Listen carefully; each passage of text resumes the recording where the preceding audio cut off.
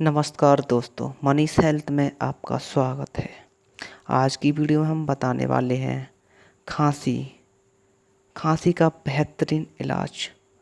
पुरानी से पुरानी खांसी मात्र 3 दिन में ठीक कर सकते हैं। बताने से पहले अगर आपको हमारी वीडियो अच्छी लगे, पसंद आए तो लाइक एंड सब्सक्राइब करना ना भूलें। चलो आगे चलते हैं दवा के बारे में। इस दवा का सेवन आपको मात्र 3 दिन करना है, सुबह और शाम।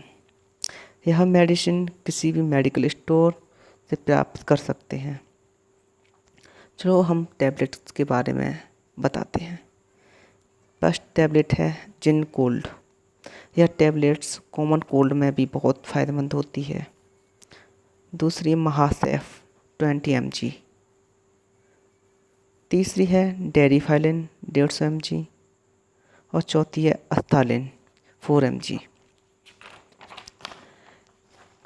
इस दवा को एक एक टैबलेट्स को एक साथ खाना है।